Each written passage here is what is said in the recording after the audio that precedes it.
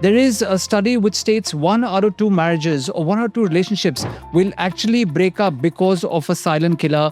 And what is that silent killer? It is actually addiction. And there's no better person for this who we have on our podcast today, Dr. Raj Kumar Srivastava. What cues should somebody get to see whether the person they're with is going from a recreational use of drugs or alcohol to needing it all the time? When you take alcohol and that too in a high quantity, then there are many things which are not in your control. You cannot control your sleep. If your body is tired, alcohol is still there in your body because of the high quantity, then you become a different person. What are some of the early signs of, addiction? The most important thing is then you start noticing a lot of changes in the behavior. Is there a disproportionate amount of alcohol or drug addiction between men and women? Yes, see, because of many factors, because of the body structure. Female, they are genetically stronger than male. Female may express the emotion more, male cannot. Welcome back to Love Rollercoaster. I'm your co-host Gaurav, and with me is... Mrinalini. Now, today's episode is going to be a real special one. We have someone with us who has 3 decades of experience in something that affects each and every one of us. There is a study which states 1 out of 2 marriages or 1 or 2 relationships will actually break up because of a silent killer. And what is that silent killer? It is actually addiction. Addiction to alcohol, addiction to drugs, addiction to perhaps even gambling. And there's no better person for this who we have on our podcast today. Dr. Raj Kumar Srivastava, welcome to the Love Rollercoaster. Thank you so much. So, Mrinalini, addiction. What do you have for us on this one? Yeah. So we all know how, to an extent, how destructive addiction can be, whether it is to the person's health, their career, their relationships, and so much more.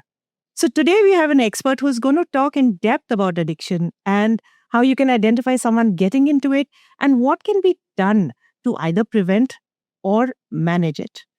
So thank you, Dr. Srivastav, for coming. Thank you, ma'am. How do you define addiction and how do you define what an addict is? There are 2 different things.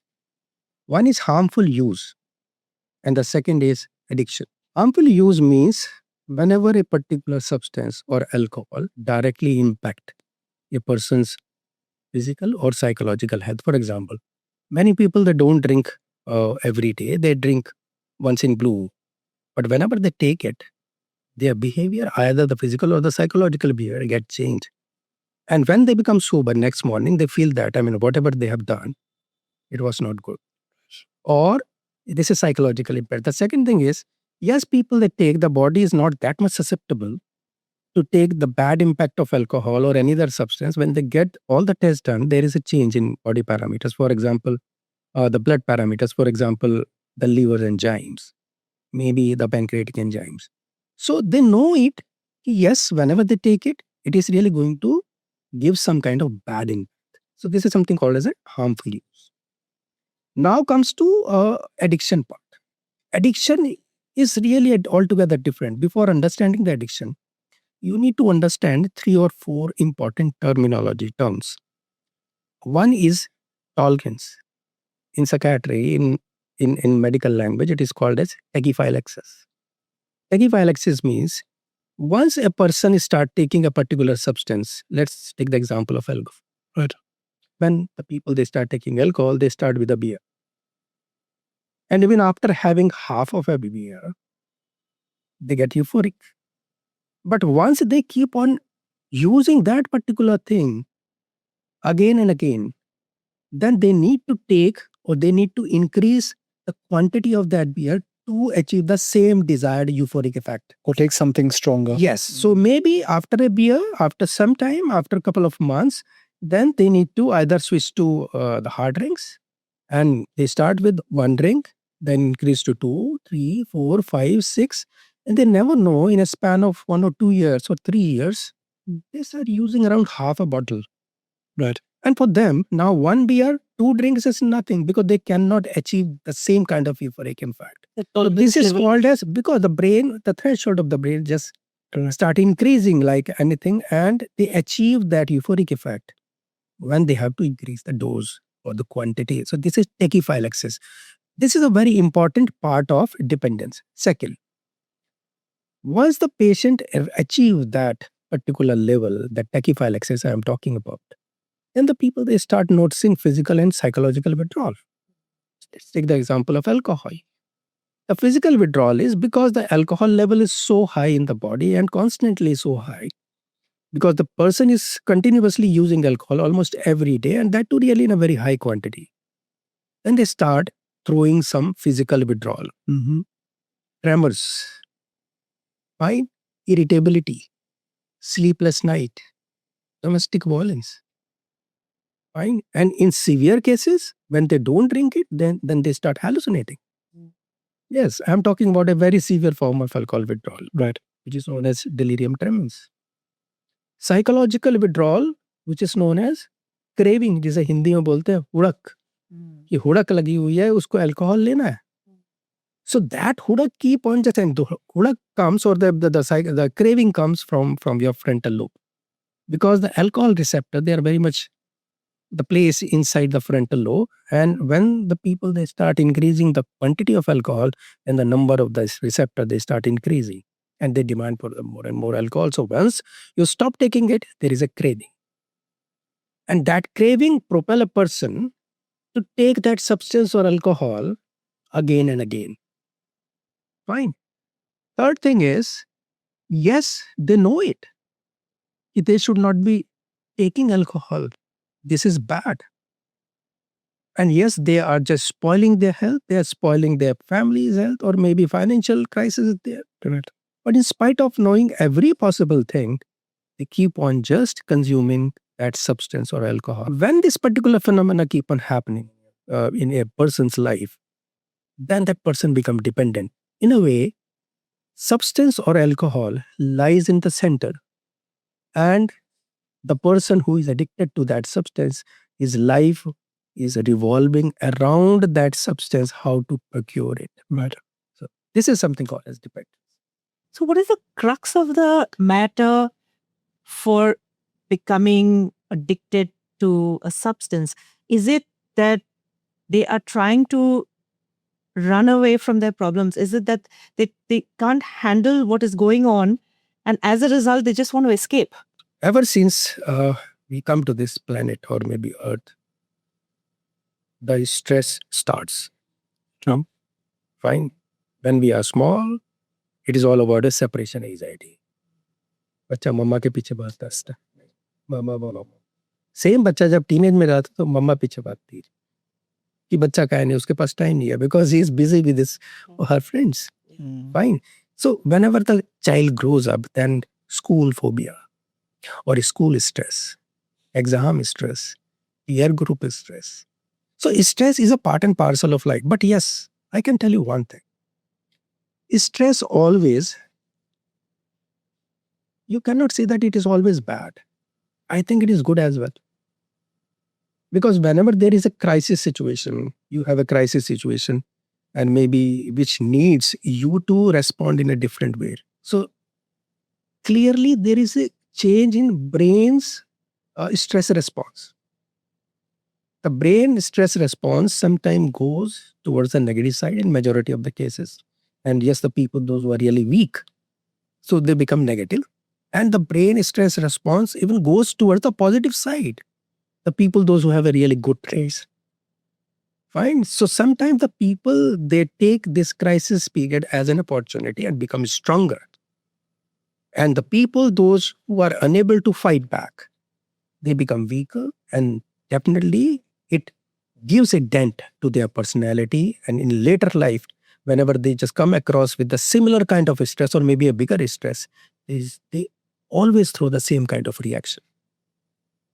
Fine. एक पुराना उसमें होता था, आपने भी देखा होगा, हमने अपने बचपन में देखा कि कुछ फैमिली ऐसी होती थी, सुनते थे ना कि 4 भाई हैं, में से एक बड़ा भाई है, उनकी 2 बहनें हैं, फादर की डेथ हो गई, तो जो बड़ा वाला भाई है, चाहे उसकी एज 21 की हो, वो फादर का रोल एक ले लेता था, और he used to become the head of the.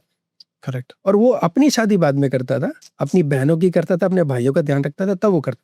So this is something called a positive response. But yes, it doesn't come only by genetics. Yes, environmental influence as well, because उस समय पे ये वाली चीजें बड़ी नॉर्मल हुआ करती. Correct. आजकल अगर कोई कहेगा कि यस, बच्चे कहेंगे कि मेरे फादर की डेथ 20s में हो गई है, तो वो देखेंगे कि how to escape. So there has always been two responses of every stress, whether you want to fight back or do you want to escape. Flight. Yeah. Fight or flight. So both kind of responses. What is the fundamental difference between the ones who decide to fight back and the ones who decide to escape?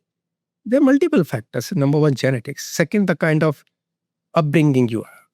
And nowadays, when you talk to a child coming to your clinic, maybe 17, 18-year-old boy, right? The teenager. I have been just hearing childhood trauma. I divide this childhood trauma in 3 parts: abuse, neglect, and dysfunction. So abuse could be physical abuse, right? Mental abuse, or sexual abuse, right? Fine, the sexual abuse, the kids they have started highlighting quite often these days. Correct. The second thing is neglect. See, when you are a child,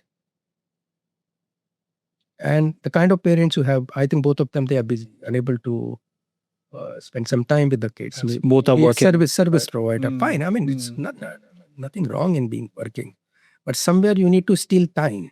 Yeah.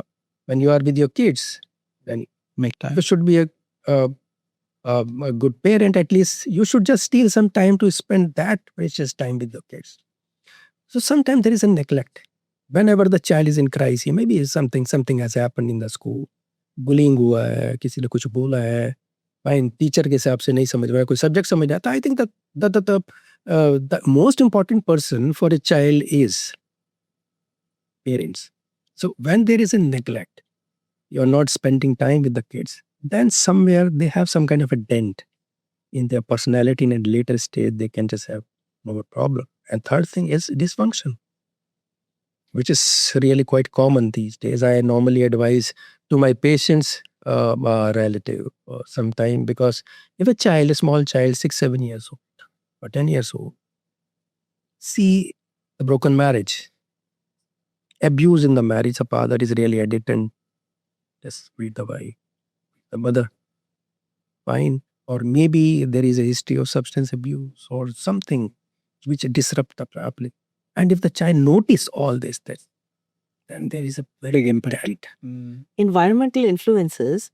These days, you are seeing so many children in class 8, 9, 10 who are getting into vaping, getting into drugs.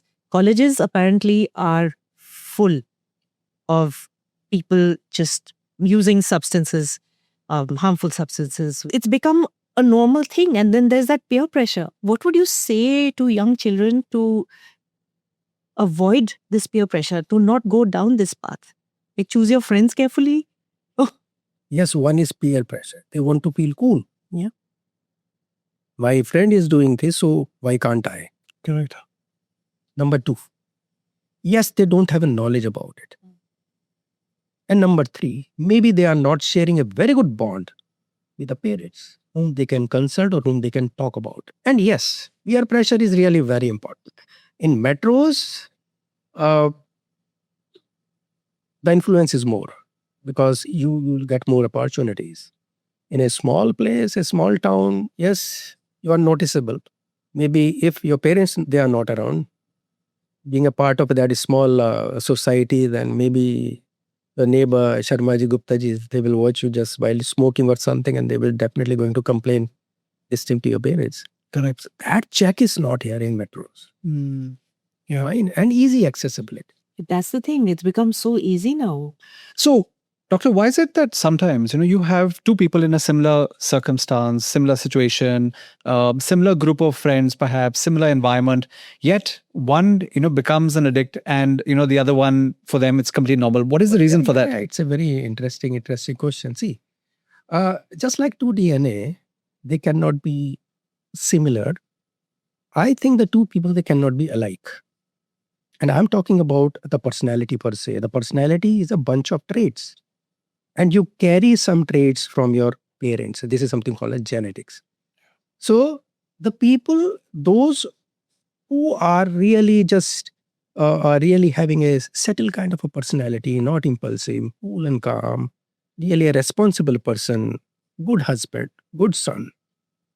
They understand the unwanted effect of a particular substance. They know it. Sure. Yes, I need to be away from it. But there are certain people, those who are impulsive, maybe having some kind of, I'm not saying the correct antisocial traits, but maybe some of the traits which are not good in any personality, not very caring, very casual kind of a person, then they start taking it. And your parenting is so different with each. मेरे से बहुत सारे लोग पूछते हैं कि parenting होती क्या है? पेरेंटिंग कुछ भी नहीं होती, नथिंग। पतंग उड़ाई है कभी? कैसे उड़ाते हैं पतंग? अगर आपको पतंग को बहुत ऊपर तक लेके जाना है तो पतंग को पहले थोड़ा सा ढील देंगे, फिर खींचेंगे, फिर ढील देंगे, फिर खींचेंगे, तोड़ेंगे। आजकल प्रॉब्लम क्या है? या तो ढील है और या फिर बहुत ज्यादा कंट्रोल है। तो लोग पूछते हैं कि पेरेंटिंग में क्या बताना होता है बच्चों को? कुछ नहीं बताना होता। If you want to become a good parent, then you need to be a good son first. You need to be a good husband and wife first. Absolutely. You need to be a good friend first. Because the kids, they do not receive the information what they are being taught in the school. Picking it up from their visual and The environment influence at that particular age is so strong. No. So strong. What they see in their surrounding, and the parents, they are the role models. And sometimes we being parents, we disturb that more. So, what cues should somebody get to see whether the person they're with is going from a recreational use of drugs or alcohol to needing it all the time? Initially, when you start taking alcohol, then you claim that you are taking alcohol for recreation.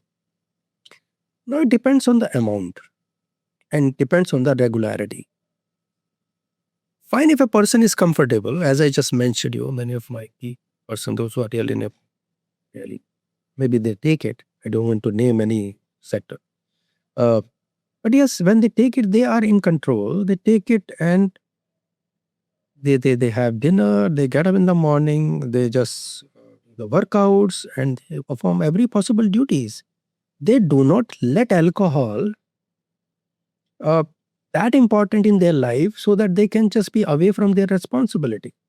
So if a person is really using this kind of a pattern, then you can just say it, yes, that person is really using alcohol as a recreation. But in majority of the cases, what happens when somebody start taking it, again, it become a regular pattern. And when you take alcohol and that too in a high quantity, then there are many things which are not in your control. You cannot control your sleep. Then it will going to impact your sleep. And when you will not sleep properly, next morning when you are just get up really tired, then you cannot perform your duties. And moreover, forget about your professional duties, your personal duties. If your body is tired, alcohol is still there in your body because of the high quantity, then it is really changing your body. I'm not talking about the physical parameter. I'm talking about psychologically as well. so true. You become a different person. So if this is something happening, then you need to just stop that thing. This is not recreation. This is beyond recreation. It is this pattern is going towards the addiction. So many of the people, they claim that yes, I don't take alcohol regularly. कि doctor साहब मैं कभी कभी लेता हूँ। पूछा कितना कभी लेते हो? कह रहे बस मैं महीने में 1-2 बार लेता हूँ। अच्छा कैसे लेते हो? महीने में 2 बार लेते हैं। वो जब पीना शुरू करते हैं तो 3 दिन लगातार पी लेता है, फिर 15 दिन छोड़ेंगे, फिर अगले 3 दिन। तो this is something the most dangerous pattern of drinking which is known binge drinking. और वो क्या बोलते हैं कि नहीं घर में क्योंकि रोज नहीं पीना तो मैं रोज नहीं पी रहा। And they take alcohol like anything, 1 day 2 bottles, morning till evening, again next day. So recreation, you know that everybody knows that कि when to control. So true.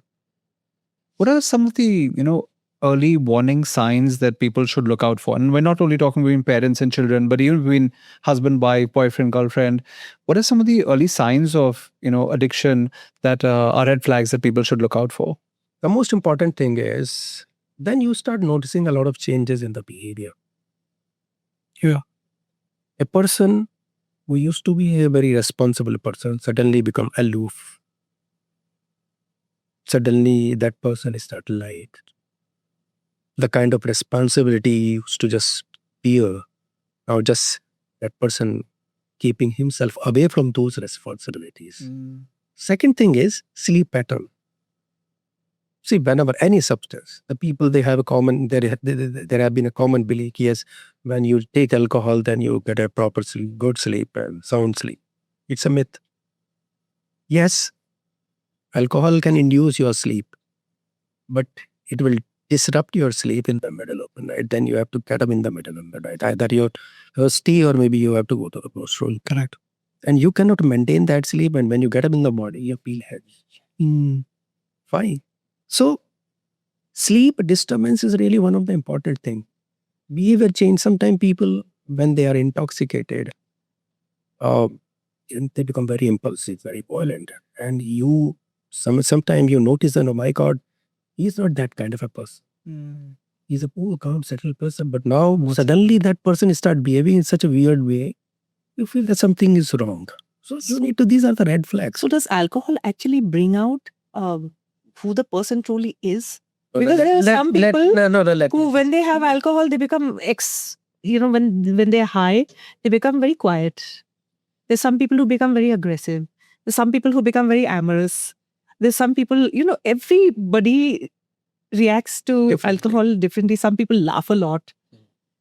So how do you explain that? Yes. The property of alcohol is to decrease the disinhibition.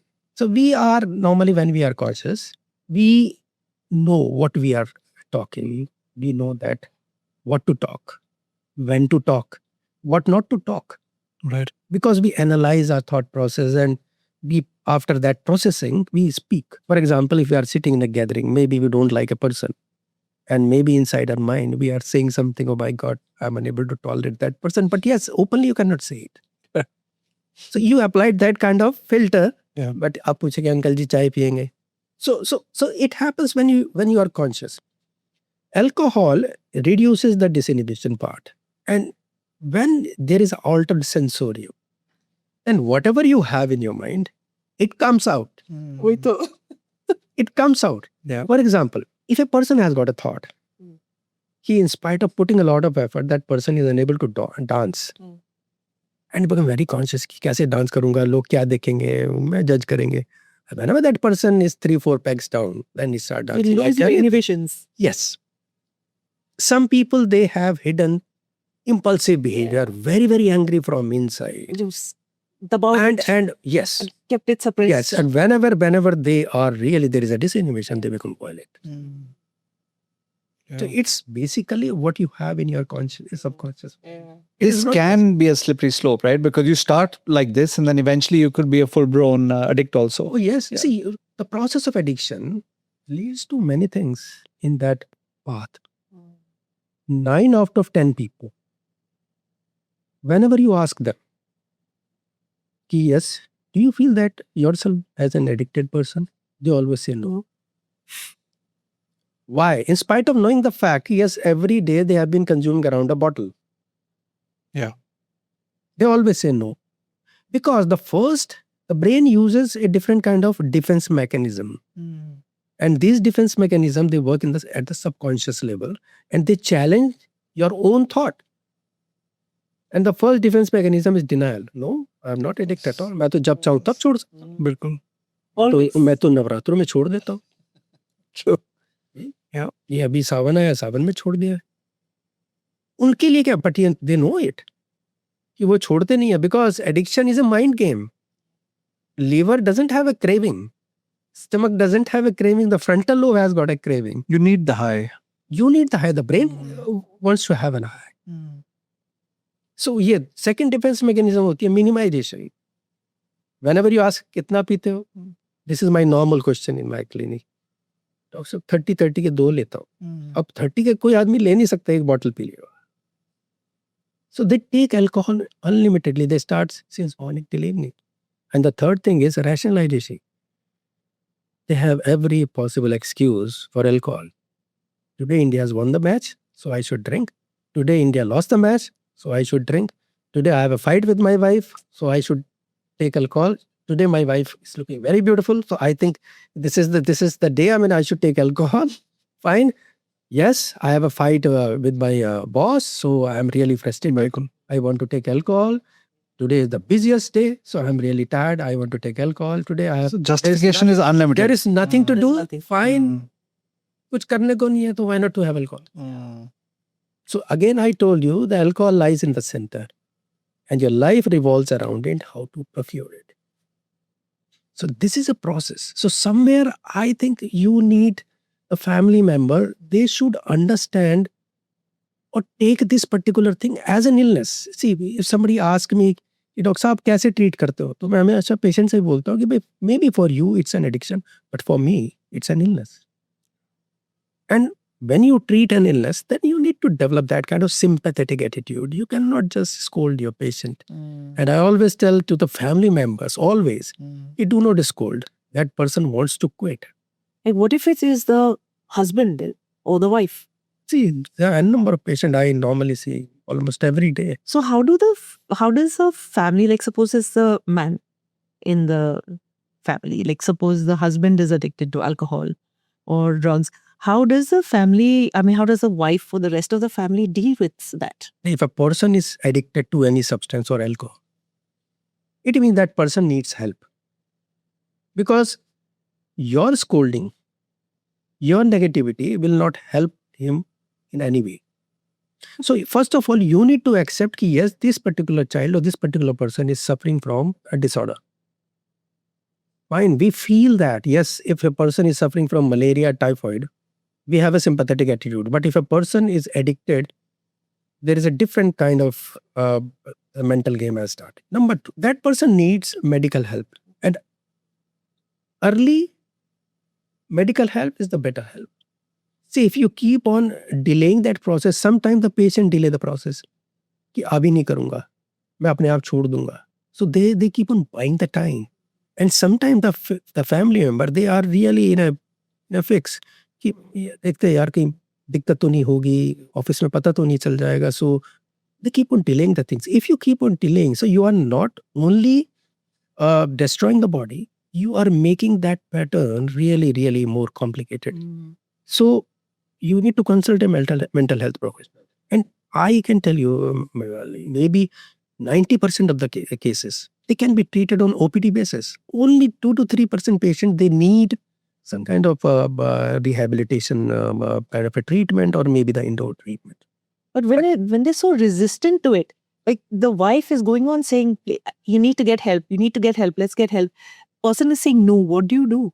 So we need to apply an approach where we involve multiple people. Just, I normally tell the family members, yes, if a particular person is addicted and maybe that person is really head of the family, or maybe that kind of impulsive behavior, maybe that person I believe that cozy with someone. Maybe a child is really more comfortable not with the father but with the mother, or maybe a friend. Our aim is to bring the patient into that treatment process. Correct? Fine. When I see the patient, I always tell to my patient, I don't need the people. They say that कि मेरे अंदर willpower बहुत सारी है. I'll always tell them कि I don't need your willpower. I don't need your willpower because I know that you don't have willpower. I need your willingness to participate in this process. Because I have seen people's mind changing in few days. A person who is addicted to alcohol, really not having a proper sleep, proper food intake is missing, right? And just continuously having alcohol, there's a lot of weakness in the body. All the body parameters, the blood parameters, they are changed.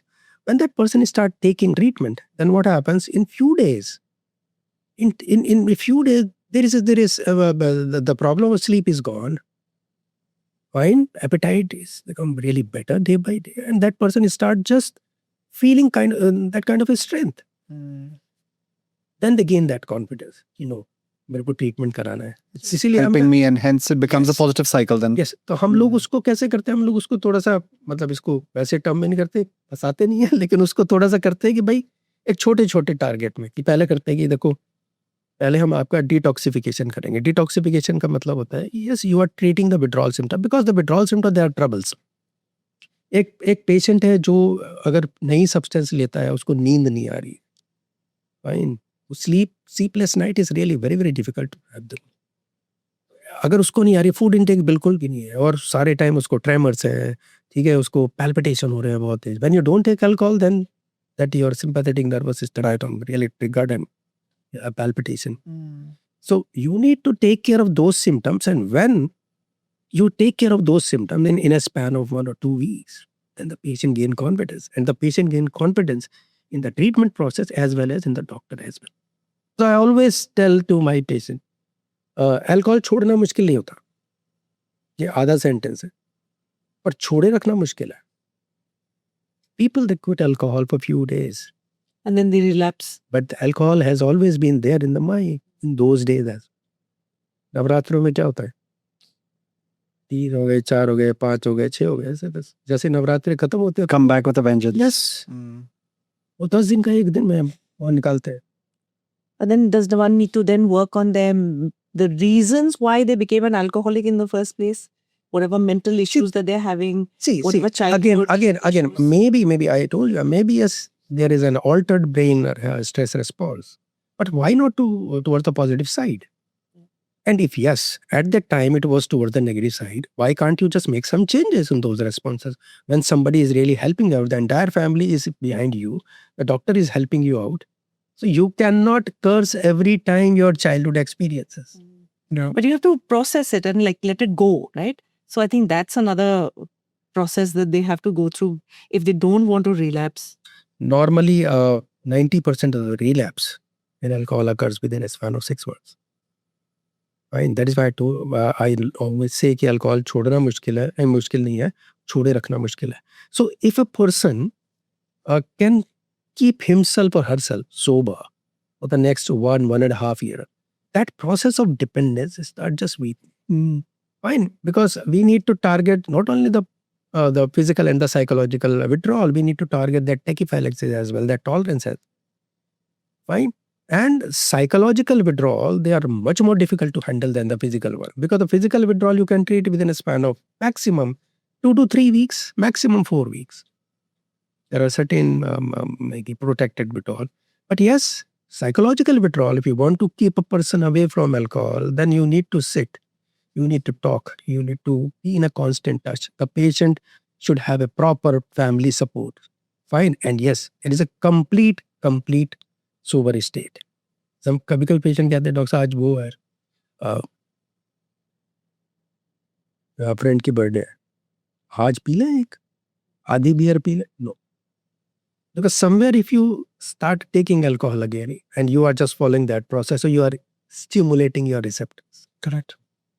Yeah. So you need to be clean.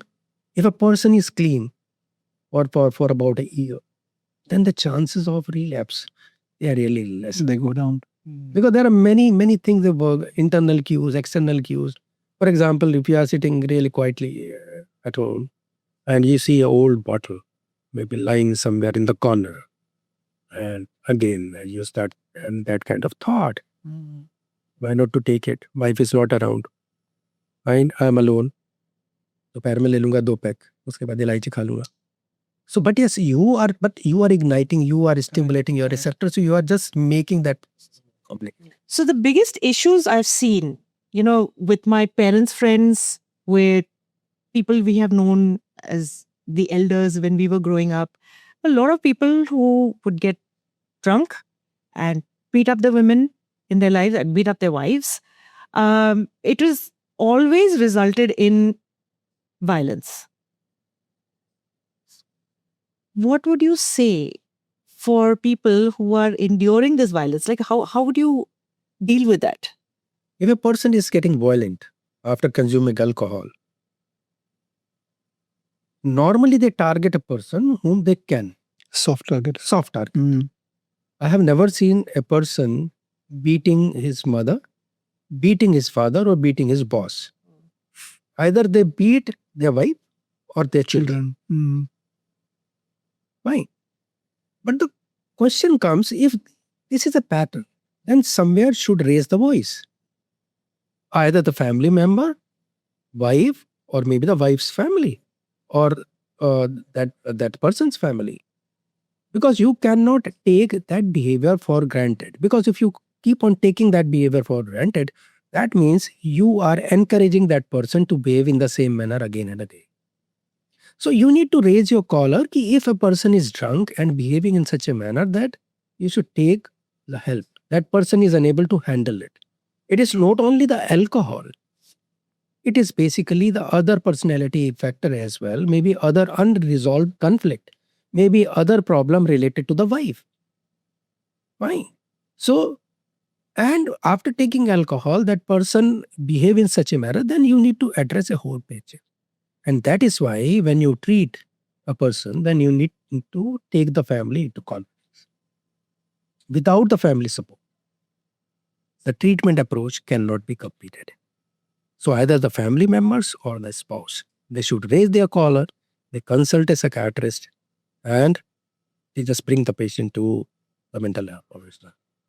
And like you mentioned, sometimes if they can't do it themselves, they'll have to involve other stakeholders, be it friends, be it family members, who can make the push happen. Because these kind of patients, they are not very easy. You cannot just, they are not suffering from malaria, typhoid. They will not go to the doctor because they have the denial process. So you need to take that person into loop. And yes, fine, if one approach is failed, then try again. It is always better to try again and again rather than just letting that addiction go like anything. Are you also seeing that this kind of violence after alcohol, is also passing on from generation to generation because, someone's father did it, hence, the son is doing it. Are you seeing that in your practice as well? Yes. See, genetics plays a very important role, but it is from both the side. Normally, yes, if there is an addiction in the family, more chances of addiction you will see in the next or next to next generation. But yes, there is other way around as well. Yeah. I have seen, yes, the father is quite alcoholic, but the kids, they are absolutely teetotaler. Yeah. Because they're like, I've seen my father do this and I don't want to be like Yes. So they take it as a bad thing, and they take it, yes, my father behaved in such a manner with my mother, so I should not be behaving like this. So this is something called as a positive stress response. Yeah. I mentioned that. Negative one, yes. If the father did this, then I think this is the kind of a behavior a man should do. This is another type of learning. So if you have control issues, you will. Yes. So it's personality. You cannot assess a personality in such an easy way. So genetics plays a very important role, but genetics doesn't mean that 100%. Influence of genetics is also there, but yes, environmental factors, the kind of work profile you have got, the kind of relationship you are in, fine, whether you are stressed out or not, whether you sleep properly or not, because these days everything is really going haywire. Is there a disproportionate amount of alcohol or drug addiction between men and women? Do you find that men are more likely to be addicted to a substance than women? Yes. See, because of many factors, because of the body structure, female, they are genetically stronger than male. It's a truth. So they are stronger than male always.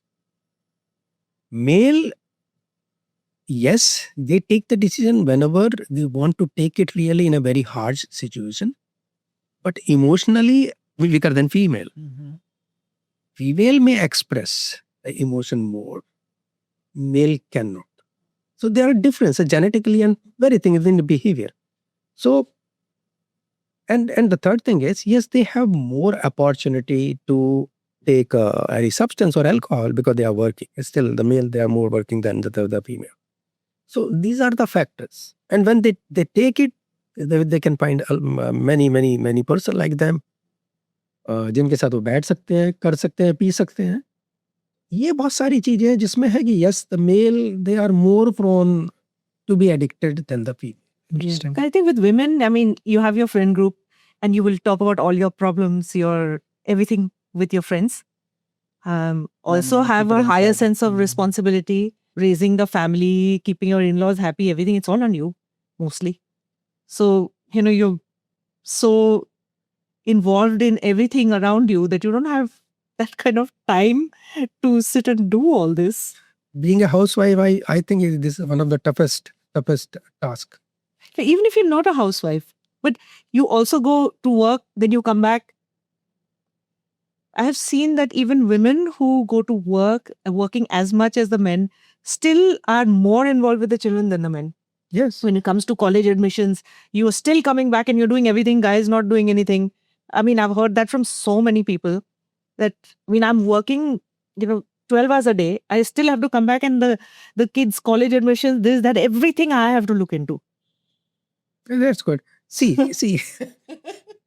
it's basically the role you are playing in your family. True. Yes, fine. The men, they are being considered as a casual or maybe careless creature. While female, they are being considered really a very careful creature. And yes, it is. It is. They are more caring, and maybe the men care the family in a different way. The female, they care the family in a different way. But yes, whatever role you are given, or maybe you have taken, you should just divert that role to make your family happy. And the family means, yes, your wife, if you have an extended family, your parents and your kids. And that can be done only when you have time. Time is the biggest thing. Steal some time, because this is the most important thing. If you want to raise your dopamine level and make yourself happy, then just togetherness is the most important thing. Focus on With your relationships. family. And I think mindful time also. I mean, when Yes. you are together, then you are together, right? You can't be distracted also. I normally tell this thing as a quality time. See, many a time I've seen the people, they are under the same roof, but they are with the mobile phone. They don't talk. They don't spend that quality time. So when you are together, you should be together. Yeah. Keep all these electronic gadgets away and just be natural and really just talk. Very true. Very true. It's not that difficult, but now it has become difficult. I don't know why. Yeah.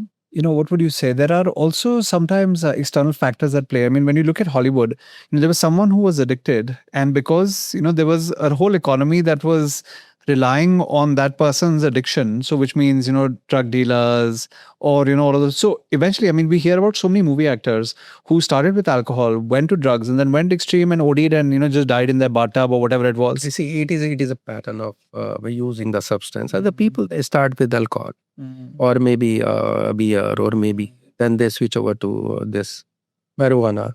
Yeah. When they stop just having that kind of enjoyment with marijuana, then they start using cocaine.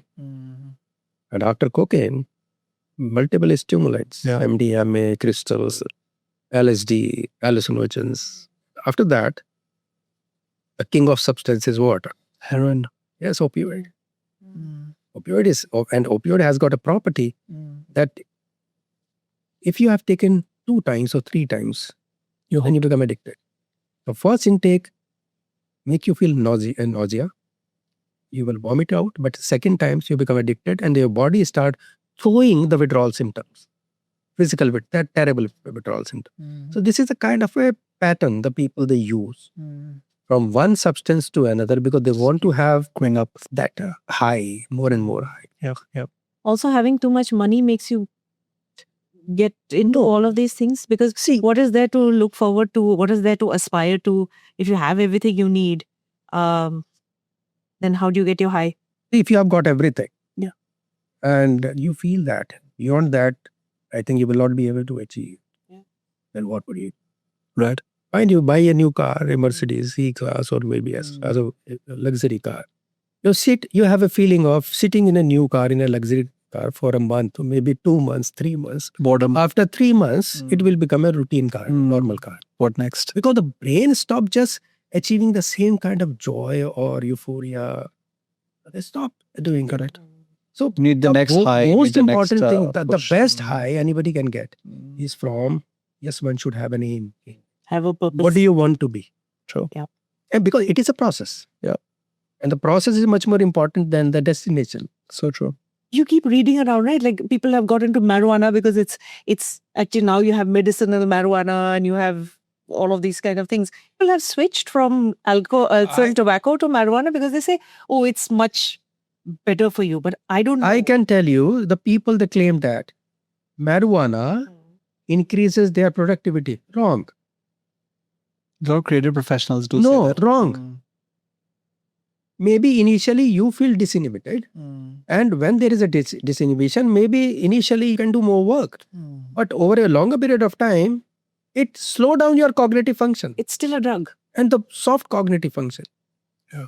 So it cannot keep you more productive. Using a substance to get a high, like alcohol or marijuana or any of these things, they definitely would have brain altering effects, right? Absolutely. There has been studies that which show that a marijuana, nowadays marijuana induced psychosis is pretty common. I really want people to hear this because it's not safe as people think it is. It is not. See, normally we only see the benefits. What we read from the net or maybe from small articles or something. And we always highlight. See, the brain has got a special property. Again, it's rationalization. बिल्कुल the confirmation bias. एक article आपने पढ़ा and you से अरे यार मैं तो यही बोल रहा था. मुझे सपोर्ट किया है तो मैं अब यही करूंगा क्योंकि मुझे बता दिया ये सपोर्ट. ये तो अच्छा है. So this is the basic, because you want to take it. This is something called as what? You want to procure that drug. Yeah. And you are just finding the evidence to support your procurement. As simple as that. So true. But yes, marijuana is not safe. What if we talk about another kind of addiction? Of course, we've spoken about alcohol, we've spoken about drugs as well. But even when we talk about gambling, and gambling, of course, can be in different forms. I've seen post the pandemic, what has happened is a lot of people are now into trading in the stock markets, where, they feel that, and it started when people are working from home and they said, thoda bahut apna, share market mein trading kar lenge, future option kar lenge. But eventually they get so hooked that they can't even function if they haven't taken those trades, for that particular, day or whatever. And then it impacts them in their working life as well. Oh, yeah. See, gambling has been considered as a psychiatric disorder. It is comes under impulse control disorder. They have an impulse for gambling and they have an urge. And they play it, then they get that kind of satisfaction. If they don't do it, they don't feel okay. Yeah. So we treat gambling as an impulse control disorder, and there is certain medication and counseling part as well. So we cut down that impulse, make that impulse short. And yes, there are certain medication these. And also something that's really changed over years is the stigma attached in going to a counselor. Because again, if we go back 20, 30, 40 years, if someone went to, someone in your position, they would say, oh, is something wrong with you? Log kya kahenge? But now I think it's become far more acceptable to, seek advice. Yes, Gaurav. See, वो 20 साल, 25 साल, 30 साल पहले होता कि जब लोगों को लगता था कि अगर साइकियाट्रिस्ट के पास आप जा रहे तो एक स्टिग्मा है, लोग क्या कहेंगे, खासकर if the patient is female, a girl, yeah. क्योंकि उनको लगता था कि अगर साइकियाट्रिस्ट के पास गए तो एक स्टिग्मा हो जाएगा, आगे क्या होगा, मैरिज के बहुत सारी चीजें. But nowadays the society is changing like anything. They come from the same place and they sit with the doctor's chamber and in the doctor's chamber and they talk, they discuss about the treatment now. So now that stigma is decreasing like anything. So your advice to viewers and listeners also would be that don't consider a stigma. अगर आप सोचो कि stigma है तो आपको बिल्कुल सोचना नहीं चाहिए. स्टिग्मा किस बात का है? आपको अगर पेट में दर्द होगा तो आप गैस्ट्रोएंटरोलॉजिस्ट के पास जाएंगे. बिल्कुल. आपको अगर हार्ट में पेन होगा तो आप कार्डियोलॉजिस्ट के पास जाएंगे. आपका घुटने में दर्द होगा तो आप ऑर्थोपेडिक सर्जन के पास जाएंगे. So if you are troubled because of XYZ reasons, maybe which you are unable to handle, which you are unable to cope up, then why not to go to a mental health professional? बिल्कुल. और एक ये जो main जो लोगों में होता है, जो मिथ है कि साइकियाट्रिस्ट के पास जाएंगे तो वो मेडिसिन ही देगा, बिल्कुल एकदम गलत है. Psychiatry is not all about medicine. Psychiatry is beyond medicine. First of all you need to listen, you need to just understand the person. ऐसे बहुत सारे पेशेंट मेरे उस क्लिनिक में आते हैं जो 20-30% इनको मेडिसिन देता ही नहीं. Because they just need to speak in a safe space. Yes. See, nowadays the people, they don't find a time. कि उनके पास एक तो टाइम नहीं है और दोस्त नहीं है. कितने लोगों के पास दोस्त होते हैं कि बचपन के दोस्त आके बैठे हुए आउल्ला कर रहे हैं. चार बातें कर रहे हो तो उनके पास है ही कोई नहीं है. They are sitting in one room with their laptop or with their mobile phone, just seeing the reels and everything. So they are busy with that. Tell me about the road to recovery. Now, for someone who's not a super extreme case, but someone who's moderately, a little higher on the spectrum, when they come to you, what does the road to recovery normally look like for them in terms of both time and process? So I think it is not, Gaurav, it is not very difficult to treat alcoholic patient. See, whenever the patient come to our clinic, the first and the foremost thing is to check the motivation. Why do you want to quit? Right. And you hear different answers. Some people say that, yes, I'm not willing. Because of my family, I'm doing it. Because of my daughter, I'm doing it. Because of my son, I'm doing it. Because of the kind of job profile I have got, I really want to quit. Or relationship problem. Yeah, a relationship problem, because I become totally a changed person, and that is why I want to quit. Very few patients, they say that, yes, now they are now bored of just this particular stigma of an alcoholic person. Right. Now the people, they have labeled that person as an alcoholic. And now they have started just seeing the bad impact of alcohol, both physical and psychological. So if the motivation is high, then the chances of recovery is better. Then you need to educate the patient for the process, what you are just going to do, the kind of treatment you are just going to apply on him. That this is a 3 phase. And first we talk about the detoxification. You will treat the withdrawal symptoms, and the maintenance phase, and how to keep a person away from alcohol for a longer period of time, which is something called as how to prevent the relapse. So you need to talk, you need to sit on a gradual basis. And I'm pretty much sure, I can tell you, if the motivation is high, the family support is good, and the patient is really regular on treatment, the chances of recovery are really, really very good. What kind of time frame broadly would you say? But treating withdrawal symptom, I'm talking about the physical withdrawal. It depends on the amount that person consumes. Yeah. Moderate you talked about. So moderate, fine, 2 weeks, maximum 3 weeks withdrawal. 2 weeks max, 2 weeks, 3 weeks, right? Then you need to take care of that maintenance phase. Longer the maintenance phase, the lesser the chances of relapse. So you need to make the person understand that fine, now you know that your body is really getting strength. You are feeling okay. You are feeling better. The color of the skin is really better than before. Correct. Fine, sleep architecture is way better. Yeah. Fine, and now you have become a responsible person. But yes, there will be chances when you will have the thought of alcohol.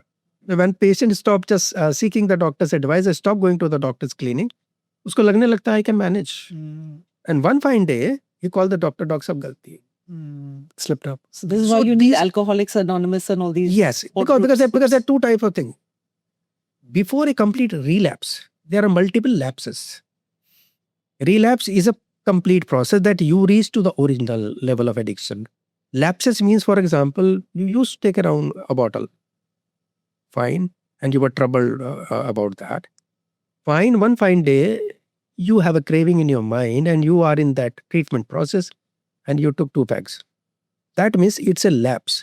But yes, multiple lapses, if you are not just rectifying those lapses, we can convert it to complete relapse. Yeah. That is why Alcohol Anonymous, that is why a regular consultation with the mental health professional is very important. Right. How many patients have you seen have relapsed over and over again? Many.